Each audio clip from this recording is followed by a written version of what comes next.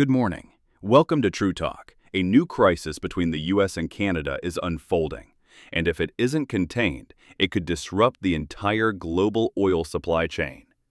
President Trump has put energy sanctions on the table, and now the question is, what happens if the U.S. actually cuts oil to Canada? Could a single unilateral decision shake the world in just a few days? We'll show you a complete scenario with verified facts and clear what-ifs to understand the risks and the opportunities behind these geopolitical moves. Thank you for the time you give to True Talk. Stay with us till the end, and remember to like, subscribe, and share. According to the U.S. Energy Information Administration, EIA, as of early 2025, Canada is America's #1 energy partner, accounting for over 50% of U.S. crude oil imports. In return, the U.S. exports millions of barrels per day to Canada through major pipelines like Keystone, Enbridge, and Trans Mountain. This relationship isn't just about trade, it's the stabilizing backbone of North America. It helps both sides avoid reliance on the Middle East or Russia. On August 25, 2025, according to The Guardian and The Wall Street Journal, President Trump declared he would review the entire U.S.-Canada energy pact after Prime Minister Mark Carney publicly criticized Washington for prioritizing oil flows to Japan and the EU. Don't forget to hit like and subscribe. Trump accused Canada of being a freeloader of American resources, not paying its fair share. Beyond rhetoric, the White House temporarily limited crude export licenses to Canada, a move experts labeled as partial sanctions. Now imagine this. End of this year, Trump signs an order cutting all U.S. oil exports to Canada. Eastern Canada relies on America for over 60% of its crude supply. Ontario, Quebec, and New Brunswick would be hit first.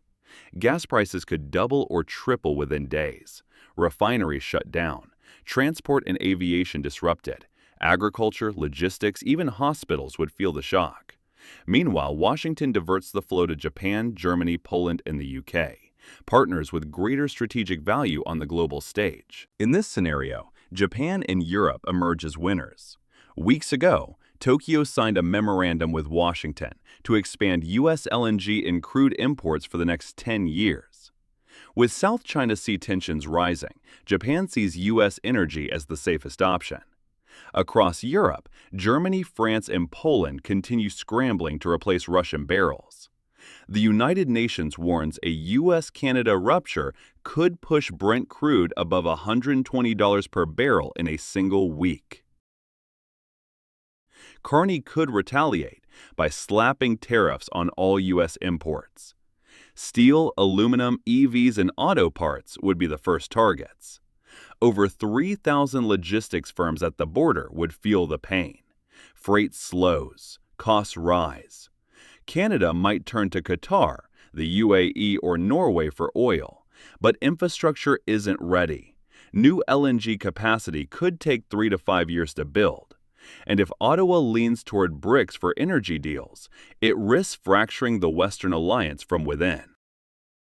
The oil cut hasn't happened yet, but Trump's signals are getting stronger. If it becomes real, Canada won't be the only one hit. The entire global energy order would be shaken.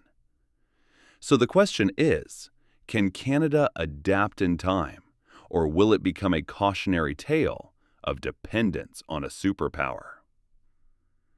Drop your thoughts below.